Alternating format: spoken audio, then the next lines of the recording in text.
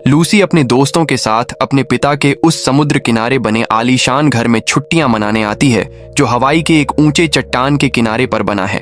पिता इस पारिवारिक मिलन को बहुत महत्व देते हैं, लेकिन काम की व्यस्तता के कारण उन्हें अगले ही दिन बिजनेस ट्रिप पर जाना पड़ता है। वह लूसी से कहते हैं कि वह अपनी छोटी बहन एरिन का अच्छे से ख्याल रखे और साथ ही उस पालतू चिंपैंजी बेन का भी, जिसे बचपन से गोद लिया गया था। बेन बेहद होशियार है, उसकी बुद्धि बहुत तेज है। वह औजारों की मदद से इंसानों से बातचीत भी कर सकता है। आधी रात को हन्ना को नींद नहीं आ रही थी। वह पूल के पास जाकर रात का नजारा देखने लगी। तभी बेन चुपचाप उसके पीछे आ खड़ा हुआ, जिससे हन्ना बुरी तरह डर गई। बेन पुल के पानी को घूरने लगा और उसके चेहरे के भाव धीरे धीरे बदलने लगे। उसने हाथ बढ़ाया। हन्ना ने उससे हाथ मिलाया, लेकिन हाथ मिलाते ही बेन ने उसकी कलाई कसकर पकड़ ली। हन्ना दर्द से चीख उठी। तभी एडम समय पर पहुंच गया और उसने बेन को शांत किया। एडम ने हन्ना से कहा कि शायद बेन अजनबियों के सामने असहज हो जाता है, इसलिए चिंता की कोई बात नहीं। फिर वह बेन को वापस पिंजरे में ले गया। तभी उसने देखा कि पिंजरे के अंदर एक बिल्ली के बच्चे की लाश पड़ी थी। इतना ही नहीं, बेन की बांह पर भी काटने का एक घाव था। साफ था कि यह घाव बिल्ली से लड़ाई के दौरान लगा होगा। अगली सुबह एडम शहर में अपनी नई किताब के लॉन्च के लिए जाने की तैयारी कर रहा था। जाने से पहले उसने दोनों बेटियों से कहा कि पिछली रात बेन को बिल्ली ने काट लिया है, इसलिए उसे फिलहाल पिंजरे से बाहर न निकालें। पहले डॉक्टर आकर उसका चेकअप कर ले, फिर देखा जाएगा। साथ ही वह बिल्ली की लाश को जांच के लिए ले जाएगा ताकि पता चल सके कि उसमें कोई वायरस तो नहीं था। सब इंतजाम करके एडम निश्चिंत होकर चला गया, लेकिन उसे यह नहीं पता था कि उसके जाते ही यहाँ मौजूद सभी लोग खतरे के किनारे पर आ खड़े होंगे। शाम के वक्त डॉक्टर तय समय पर आ गया। वह पिंजरे के अंदर गया और वहां उसने बेन को एक टेडी बियर पकड़े बैठे देखा, लेकिन जैसे ही डॉक्टर ने एंटीबायोटिक तैयार की और पीछे मुड़ा, बेन गायब था। डॉक्टर ने जमीन पर पड़ा टेडी बियर उठाया और उसे बाहर निकालने की कोशिश की, लेकिन तभी बेन ने उसे अंधेरे में घसीट लिया और बेरहमी से उसकी हत्या कर दी। देर रात सबसे बड़ी बेटी केट नीचे पानी पीने के लिए उतरी, लेकिन तभी केट ने देखा कि टेडी बियर डाइनिंग टेबल पर रखा हुआ है, जबकि उसे साफ याद था कि टेडी बियर हमेशा बेन के पास ही रहता था और बेन तो इस समय पिंजरे में बंद होना चाहिए था। वह यही सोच ही रही थी कि अचानक बेन उसके सामने आ खड़ा हुआ, लेकिन इस बार उसके चेहरे के भाव कुछ अजीब थे। वह धीरे धीरे केट की ओर बढ़ने लगा, जैसे उस पर हमला करने वाला हो। केट को खतरे का एहसास हुआ तो वह तुरंत पीछे हटकर दूसरे कमरे में चली गई और दरवाजा बंद कर लिया। फिर उसने लूसी को नीचे बुलाया कि आकर देखो आखिर मामला क्या है। लूसी ने जैसे ही देखा कि टेडी बियर पर खून के धब्बे लगे हैं, तभी पूल की तरफ से हन्ना की चीख सुनाई दी। सब भागकर वहां पहुंचे तो देखा कि बेन हन्ना और निक के सामने खड़ा है। जो बेन पहले शांत और आज्ञाकारी था, वह अब बेहद उग्र और हिंसक हो चुका था। निक सावधानी से बेन के पीछे घूमकर स्टोर बॉक्स से रस्सी निकालकर उसे बांधने की कोशिश करने लगा, लेकिन गलती से उसने एक इलेक्ट्रिक खिलौना चालू कर दिया। उस खिलौने की तेज संगीत की आवाज ने बेन को और ज्यादा उग्र बना दिया। अच्छी बात यह रही कि लूसी ने अपने वर्षों पुराने रिश्ते का सहारा लेते हुए इशारों की भाषा में उसे शांत करने की कोशिश की। उसी मौके का फायदा उठाकर उसने रस्सी बेन के गले में डाल दी, लेकिन जैसे ही बेन को बंधन का एहसास हुआ, वह अचानक भड़क उठा और पागलों की तरह रस्सी खींचने लगा। हन्ना ने सुझाव दिया कि इस समस्या को बंदूक से खत्म कर देना चाहिए, लेकिन लूसी ने सख्ती से मना कर दिया। उसके दिल में बेन अब भी परिवार का ही हिस्सा था। इसी बहस के बीच किसी ने पशु चिकित्सक को फोन मिलाया, लेकिन फोन की घंटी उसी दिशा से सुनाई दी जहां बेन का बाड़ा था। सभी एक दूसरे का चेहरा देखने लगे। उनका दिल जैसे डूब गया। अब उन्हें समझ में आ गया था कि मदद के लिए आया पशु चिकित्सक शायद पहले ही किसी अनहोनी का शिकार हो चुका है, और उसी पल से असली त्रासदी शुरू हो गई। घबराहट में एरिन आगे बढ़ी। शायद वह बेन को शांत करना चाहती थी, लेकिन वह पास भी नहीं पहुंच पाई थी कि बेन ने रस्सी तोड़ दी और उस पर झपट पड़ा। उसने एरिन की जांघ पर जोर से काट लिया। खून फव्वारे की तरह बहने लगा और हालात पूरी तरह काबू से बाहर हो गए। सभी ने मिलकर पूरी ताकत लगाई और किसी तरह एरिन को उससे छुड़ाया। हन्ना वहां से भाग जाना चाहती थी, लेकिन बाहर निकलने का एकमात्र रास्ता भी बेन ने रोक रखा था। तभी निक जोर से चिल्लाया, सब लोग पूल में कूद जाओ, क्योंकि उसे पता था कि बेन तैर नहीं सकता। एक एक करके सभी लोग ठंडे पानी से भरे स्विमिंग पूल में कूद गए। बेन सच में पूल के किनारे ही रुक गया। उसने पानी में उतरने की हिम्मत नहीं की, लेकिन थोड़ी देर की सुरक्षा का मतलब ये नहीं था कि वे बच गए थे। एरिन के पैर से अब भी लगातार खून बह रहा था।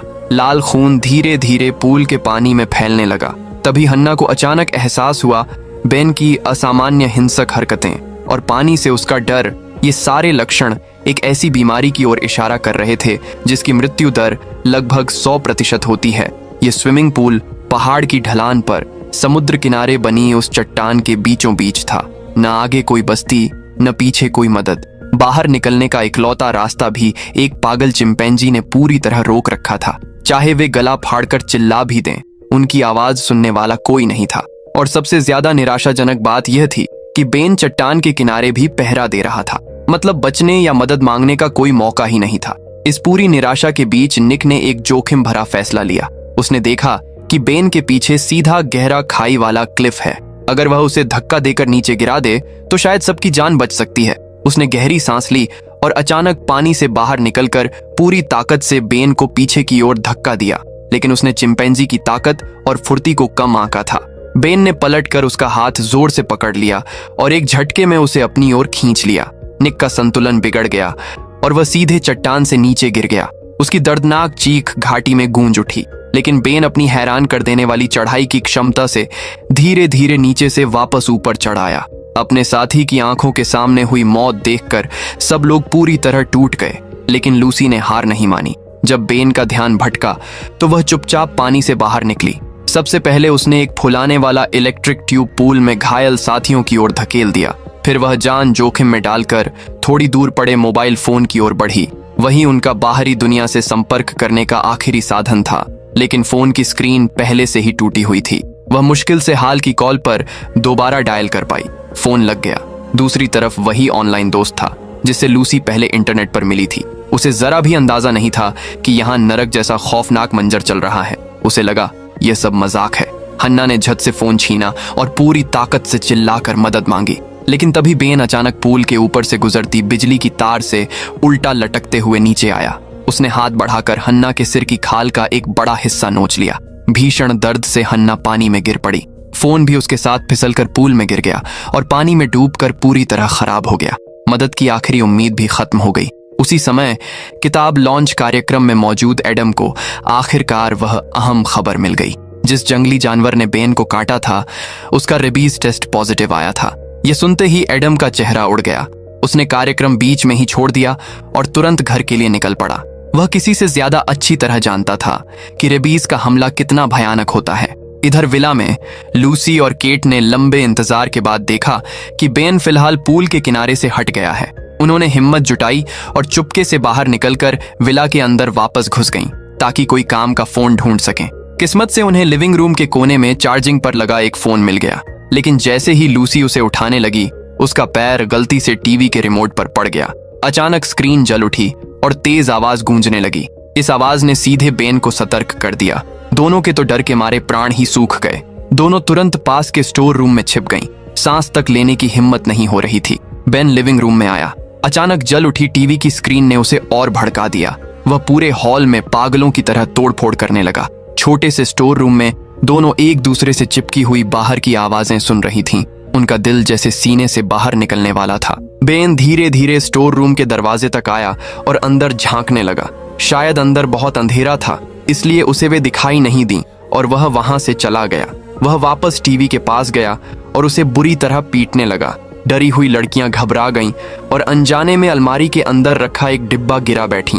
जोरदार आवाज ने उनकी छिपने की जगह का भेद खोल दिया। बेन दहाड़ता हुआ वापस दरवाजे पर आया और जोर जोर से दरवाजा तोड़ने लगा।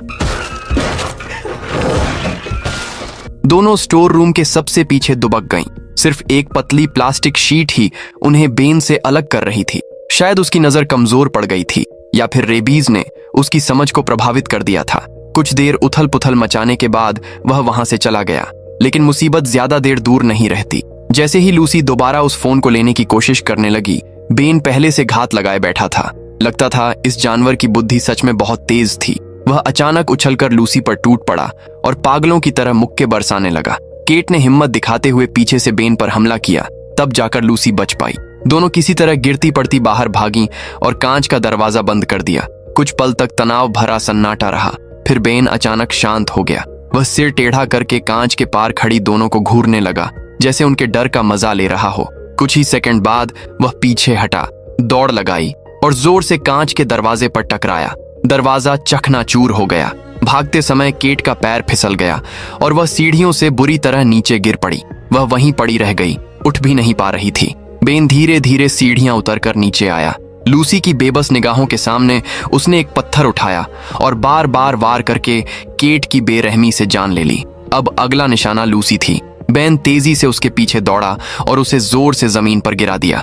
उसी वक्त हन्ना पूल से बाहर दौड़ती हुई आई। उसने रस्सी से बेन की गर्दन कसकर पकड़ ली और पूरी ताकत से पीछे खींचने लगी ताकि उसे घसीटकर पूल में डुबो सके। लेकिन रेबीज से पागल हो चुके जानवर की ताकत हैरान कर देने वाली थी। 2 लोगों की ताकत भी उसके सामने कम पड़ गई। यहाँ तक कि बेन ने पूरी रस्सी ही अपने हाथ में खींच ली।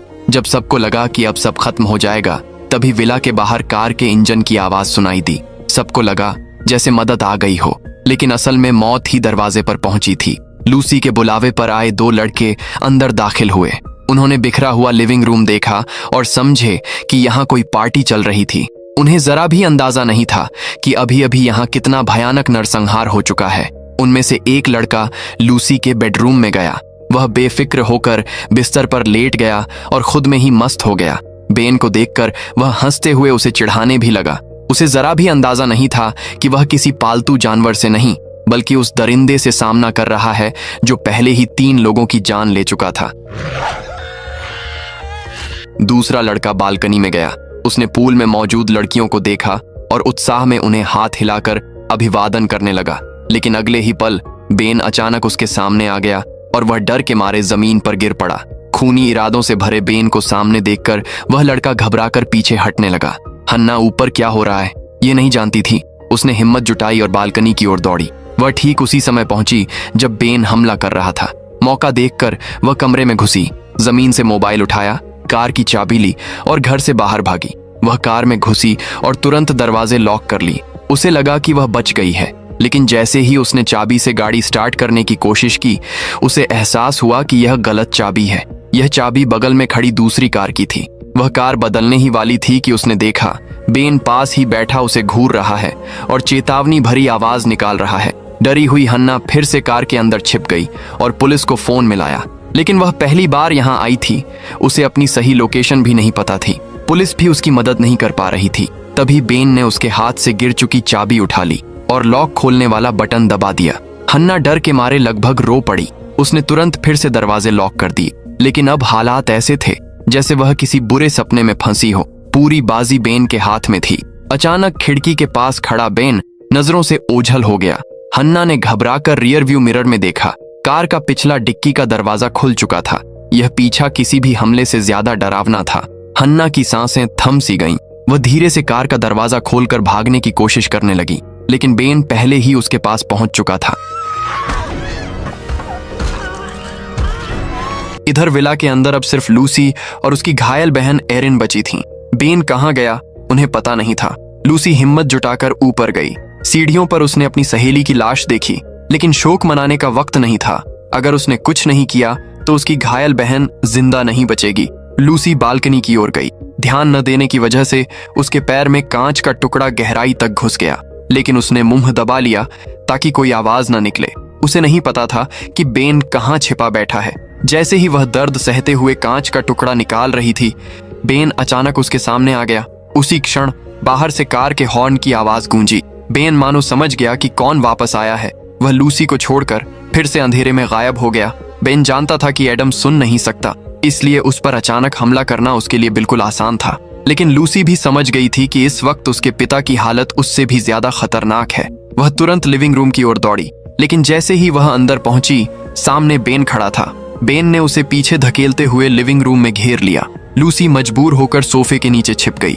वह जितनी भी आवाज करती, एडम उसे सुन नहीं सकता था। कुछ पल के लिए रेबीज का असर थोड़ा कमजोर पड़ा और बेन जैसे थोड़ा शांत हुआ, लेकिन यह शांति ज्यादा देर नहीं टिकी। अचानक उसका उग्र रूप फिर लौट आया। उसने लूसी की उंगलियां लगभग तोड़ ही दी थीं। दर्द से तड़पकर लूसी के अंदर गुस्सा भड़क उठा। उसने सीधा अपना हाथ बेन के जख्म में घुसा दिया। वह दर्द कैसा रहा होगा, सोच पाना भी मुश्किल है। मौका मिलते ही लूसी फिर से सोफे के नीचे घुस गई, लेकिन बेन उसका पीछा नहीं छोड़ रहा था। उसी नाजुक पल में एरिन वहां पहुंच गई। उसने बेन को जोर जोर से गालियां दी और उसे उकसाया। फिर तुरंत भागने लगी। बेन भड़क उठा और सीधे एरिन पर झपट पड़ा। उसके तेज नाखूनों ने एरिन के शरीर पर गहरे घाव कर दिए।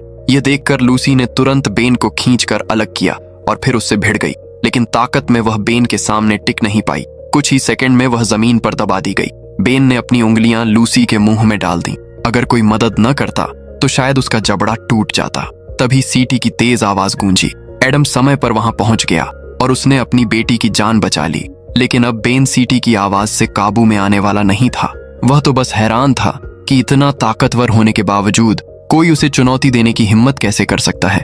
अगले ही पल उसने एडम की जांघ पर काट लिया, फिर उसे जमीन पर गिराकर दबा दिया। लूसी ने देखा कि उसके पिता की जान खतरे में है। उसने पास पड़ी लोहे की फावड़ा उठाई और पूरी ताकत से बेन पर वार किया, लेकिन बेन का सिर पत्थर जैसा मजबूत था। फावड़ा ही टूट गया। बेन ने एक जोरदार थप्पड़ मारकर लूसी को दूर फेंक दिया। अपनी बेटी को चोट खाते देख एडम ने आखिरी ताकत जुटाई और फिर से बेन को पकड़ लिया, लेकिन वह फिर से उसके नीचे दब गया। उस राक्षसी चेहरे को देखकर लूसी को एहसास हुआ, काश उसने पहले ही हन्ना की बात मानकर गोली चला दी होती तो शायद यह सब न होता। इसी बीच एडम के हाथ के पास शराब की एक बोतल पड़ी थी। उसने बोतल उठाकर पूरी ताकत से बेन के सिर पर दे मारी, फिर टूटी हुई कांच की नोक सीधे उसके दिल में घोंप दी। कुछ ही पलों में बेन की सारी ताकत खत्म हो गई। बेन एक तरफ लुढ़क गया। सबको लगा कि यह डरावना सपना अब खत्म हो गया है, लेकिन अचानक बेन ने जैसे आखिरी ताकत बटोरी, फिर से उठ खड़ा हुआ और गुस्से से लूसी और उसके परिवार को घूरने लगा। अच्छी बात यह रही कि लूसी ने समय रहते देख लिया। उसने तुरंत अपने पिता और बहन को धक्का देकर पीछे किया और खुद बेन के साथ बालकनी से नीचे गिर पड़ी। बेन सीधे नीचे लगे नुकीले लकड़ी के खंभों पर जा गिरा। इस बार वह सच में हमेशा के लिए खत्म हो चुका था और लूसी को उसके पिता ने समय रहते पकड़ लिया, जिससे उसकी जान बच गई। पूरी रात चला यह शिकार और भाग दौड़, खून और निराशा से भरा यह आतंक आखिरकार खत्म हुआ। पुलिस के पहुंचने के बाद एडम और एरिन को तुरंत अस्पताल ले जाया गया। खुशकिस्मती से उनकी जान बच गई, लेकिन जो दोस्त कुछ समय पहले तक साथ हंस रहे थे वे हमेशा के लिए उस चट्टान वाले विला में ही रह गए।